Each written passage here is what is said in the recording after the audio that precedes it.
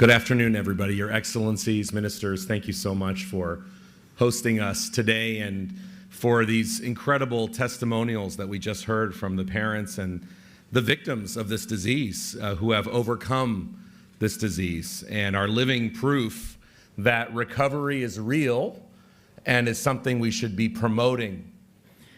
I want to give a special thank before I was asked to answer a few slides about our experience in the United States.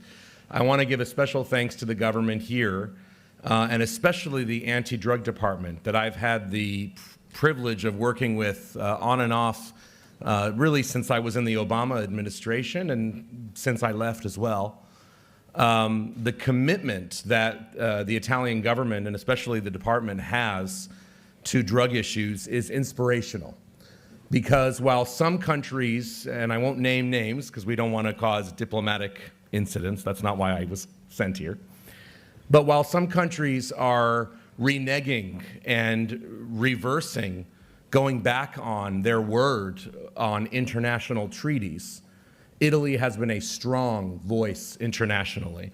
While some countries want to go backward and give up hope for a drug-free world, Italy has been very strong in promoting a drug-free world. And let's remember, even these far-off goals are goals that should be encouraged and celebrated. We want a conflict-free world. We know there will not be a world free of conflicts maybe in our lifetime, but it's something that we move towards. We want a cancer-free world. We want a poverty-free world. These are good things. And we want a drug-free world. Even if it's so difficult to accomplish, our goal should be distant. Our goal should be noble. And while other countries have moved towards legalizing, openly promoting, and normalizing drugs, Italy has been an extremely strong voice in the international stage. And that voice is very, very important. I think it's one of the reasons why Europe has not moved to legalize cannabis, psychedelics, even drugs like heroin and cocaine, which in parts of Canada and in certain states in the United States are de facto legalized today. So I very much thank the country for this. Now, I was asked to talk a little bit about the specific issue of cannabis, which I think is the most misunderstood drug of all of them. And we heard from the mother today about how, you know, it just starts with one little joint, right? And she's right, because anyone using heroin, cocaine, methamphetamine, in my country, 120,000 people a year dead, mainly from synthetic opioids, fentanyl, the fentanyls and other drugs. It doesn't start with fentanyl. It doesn't start with cocaine. It doesn't start with heroin or methamphetamine. It starts with the drugs that are the most available and normalized. And those drugs are alcohol, we have to admit it, which, by the way, is not a example for us to follow. And it starts with cannabis. It starts with marijuana, which I'm going to be talking about today. If I can get this to move, I will talk. Okay. We are collaborating with multiple medical associations and other groups. We need to make sure that we are science-based in what we do. But when we talk about cannabis, we need to talk about today's marijuana. I would call it new marijuana. New marijuana is not the marijuana that was used 30, 40 years ago. We're talking extremely highly potent.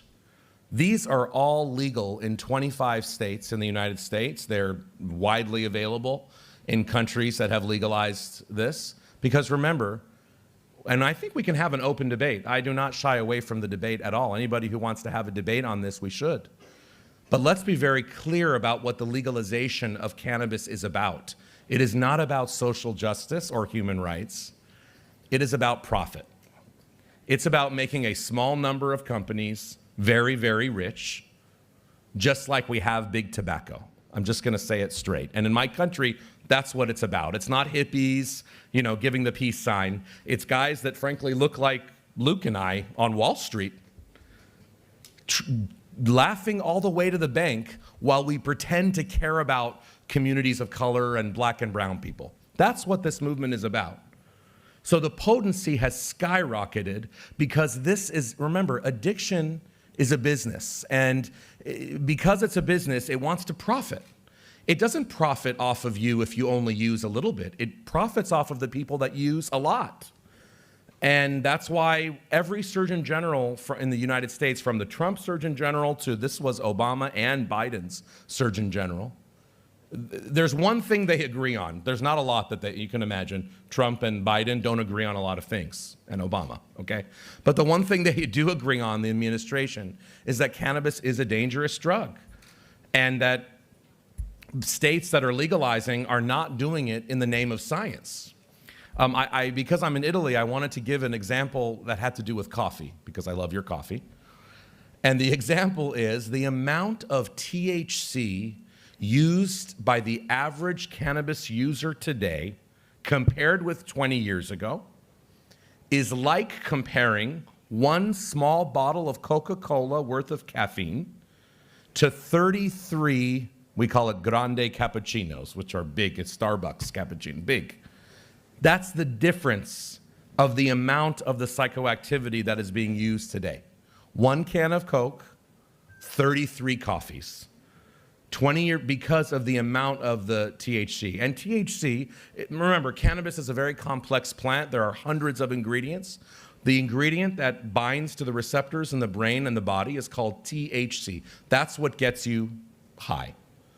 We know that THC attacks various parts of the brain, including the part of the brain that is responsible for addiction, which is reward and memory. Now remember, addiction is something that essentially hijacks our brain. It makes you do things you would not normally do in the name of the drug. That's why we're so worried about it. So unfortunately, the data does not look good. Daily users of today's cannabis are 5 times more likely to suffer from a psychotic disorder, basically a psychosis or a schizophrenia-like psychosis. That's an incredible number. There's no other drug that is connected to mental illness. Obviously the other drugs are very harmful, but they're not actually connected to mental illness in the same way with the strength that cannabis is.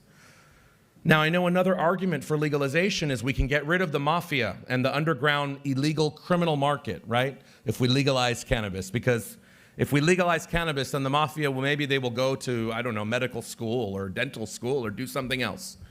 The reality is they stay in the market. In California, the mafia is responsible for 80% of the market for cannabis, even though it's been legal for about 5 years and really for about 20 years, de facto. Because the illegal actors, they undercut the legal market, and they don't follow the rules, and they do whatever they want, and they're involved in many other businesses. They don't just go away. Do you know what the #1 business of Colombian drug cartels are? It's not drugs. It's legal tree logging and mining, mineral mining and tree logging. That's the #1 business for some Mexican drug cartels. We know in states like Oregon, only 18 to 30% of cannabis is sold legally, and this has been legal for over 10 years. So my point, everybody, is that we don't lose the underground market when you legalize drugs, and you don't reduce the prison population. Unfortunately, you concentrate the businesses in poor communities, because addiction is not only your genetics, it's also your environment. So if you have less access to sport, less access to health, less access to housing, etc., you're more likely to become addicted. These companies know that. Big Tobacco knows it, alcohol, cannabis. They know who to target. I was asked to talk a little bit, I'll only speak a minute or so, about is marijuana a gateway drug? Well, let's be very clear.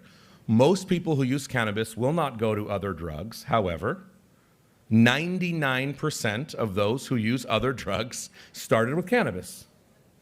So how do you want to look at it? It's up to you. But it's very clear in all of the studies that marijuana use is associated. In fact, in America, if you use marijuana daily, you are 48 more times likely than someone who doesn't use anything to use cocaine in the last year, 25 times more likely to use methamphetamine, etc. So it's absolutely connected. And I have a lot of data, which I will leave available for everybody here since we don't have the time to go through it all, but I will leave it for you. And I don't just have data from America, Australia, the United Kingdom, etc. So I'll leave all this data about teen use and other drugs. I want to move forward because I was also asked to talk about recovery, which is very important and what we've been hearing about. You know, addiction is a brain disease, but it's not the same kind of brain disease like a stroke or Alzheimer's disease. It's a little bit different. It responds to positive or even negative incentives. So very interestingly, if we can incentivize people to go to treatment or just stop using drugs without treatment even, then that is positive. Now, you can't incentivize somebody not to have a stroke, right? You can't say, I will give you 100 euros if you don't have a stroke tomorrow. It doesn't work that way. But in addiction is a different kind of brain disease. It does respond to consequences and to incentives. So if you have a positive incentive for somebody seeking recovery, like a job, like a community, like peers, like family support, you are more likely to be off of drugs. We have to remember that that's a very key point. And there's a lot of data I have on cannabis use disorder. A lot of people don't think you can be addicted to cannabis. The reality is 30% of people who used cannabis in the last year actually meet the clinical criteria for addiction. So it is addictive, even though people don't think it is. In fact, it's much more addictive in terms of the rates of use in the United States than cocaine, methamphetamine, and it's just second to alcohol, and that's because many more people use alcohol. But the reality is it's addictive, and for young people, cannabis, and this is true in Italy as well, cannabis is the most common substance associated with a substance use disorder. Because again, you do not start with cocaine if you're going to use cocaine. Usually you don't, or heroin or methamphetamine. I'll leave this data here for you to look at later. Now, I just want to end with a reminder again about what we are talking about with regards to cannabis legalization.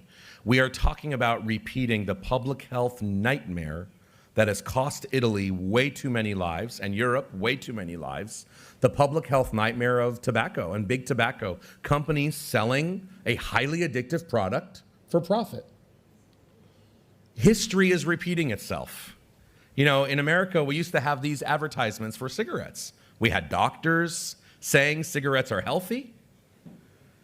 We had actors, sportsmen, any kind of sportsman. That's the best baseball player of the last century, Jackie Robinson there. We had actors being paid by companies to promote it. And now we have the same thing for cannabis. We have billboards, we have actors, we have singers. So obviously this is going to have an effect.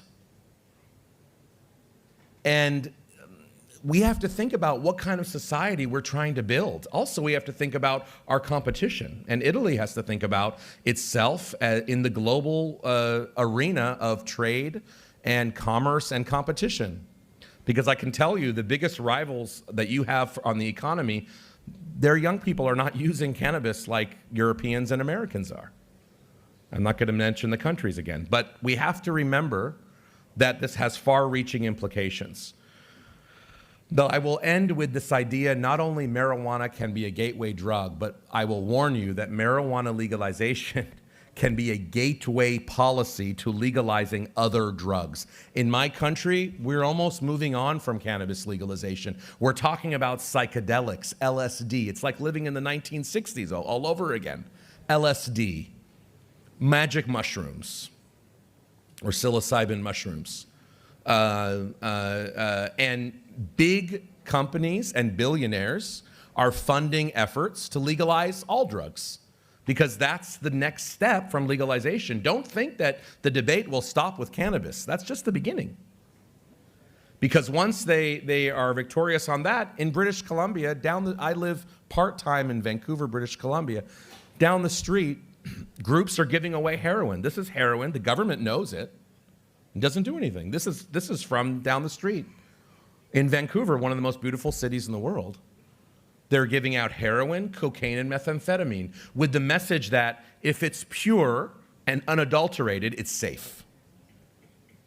But we know, and we know from these people here who are very brave and talking about their recovery, that these drugs are not safe, even if they're pure, even if they are not cut with something synthetic. They enslave the mind and body. We know that. And we have to stay focused on true solutions that will reduce the problem. That starts with prevention. Do you know that if a child does not use drugs by the age of 21, they will most likely never use drugs at all? That's a very important statistic.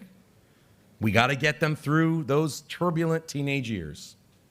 We need intervention and treatment, and the therapeutic community model. Again, Italy as a global leader is a global leader on therapeutic communities. I visited San Patrignano 24 years ago. And all of the other therapeutic communities, this one in Civitavecchia and others. We need more of that. We need recovery policies. We need to tell people, show people that recovery is real. Recovery gives your life back to you. That's inspirational. We need international efforts. That's why Italy's role in the global stage is vital, especially in Europe, but globally. And we need smart law enforcement, because law enforcement is part of the equation to stop drugs from coming in, to increase the price of drugs, because believe it or not, drug users are actually sensitive to price, like any consumer. Keeping the price of drugs high and the availability low, that's key. Also, law enforcement are the first people that can help us identify who users are to get them help. Because addiction is a disease of denial. We heard today someone say, oh, I thought I could stop drinking or using drugs at any time, I'm fine. And we've all heard someone say that, right? I can stop anytime, don't bother me. Intervention is sometimes necessary to get someone's life back together. So I'm really excited to introduce to you my colleague, Luke Niferatos, our Executive Vice President, who is from Colorado and is going to give you some very specific statistics about what we call the experiment of legalization over the last 10 years. Thank you so much.